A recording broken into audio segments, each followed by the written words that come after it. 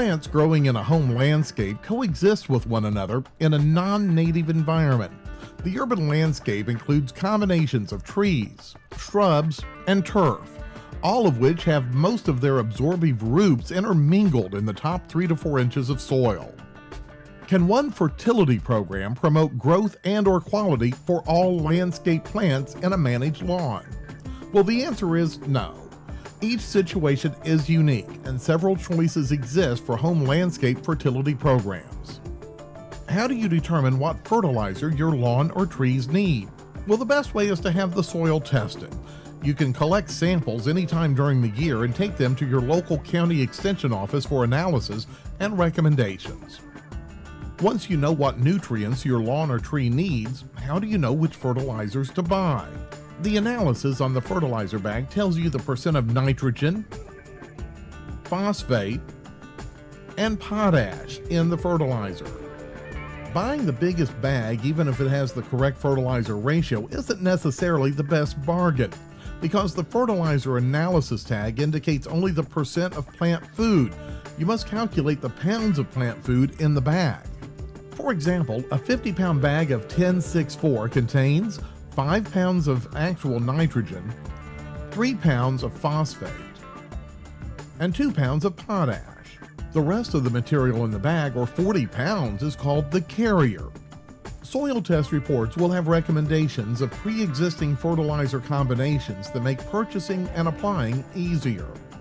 Calibrating your spreader becomes necessary when you use a brand of fertilizer that does not provide calibration information, or the bag does not include information on the spreader model you own. Since fertilizer's density and granule size vary a lot, you may have to recalibrate the spreader for almost every application. When using a rotary or drop type spreader, begin by guessing at a spreader setting, then apply a known amount of fertilizer to a test area and determine the square footage covered, the length times the width. Or apply the fertilizer over a plastic sheet or sidewalk area of known square footage, then collect and weigh the fertilizer deposited. After calculating the rate per 1,000 square feet that you applied, if your first guess at the spreader setting was right, then treat the lawn at that setting. If not, readjust the spreader and repeat the procedure until the correct calibration is achieved.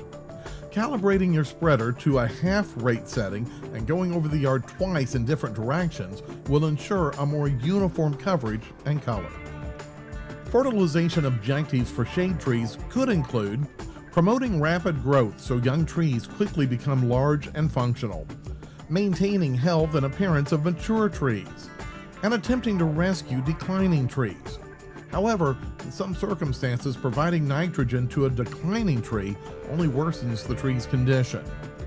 Fertilization objectives for turf grass could include promoting thick, lush green growth even if it needs a lot of maintenance, maintaining a healthy, persistent turf that needs less mowing and maintenance, having a grassy area for erosion control or utility that requires minimum upkeep. When should fertilizer be applied? Fall and winter are the best times to fertilize most landscape plants and grasses that grow in Kentucky. The annual amount of nitrogen should be split into 2 or 3 applications, approximately 6 weeks apart between both turf and woody plants.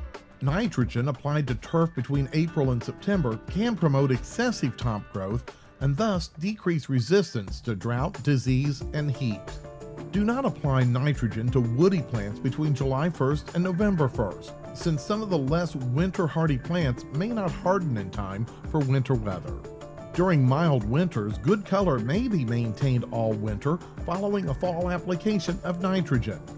By eliminating or minimizing spring fertilization, you prevent the heavy flush of growth that occurs with spring fertilization, reduce frequency of mowing during the spring, develop a better root system, reduce disease, and develop a more heat-tolerant, weed-free turf.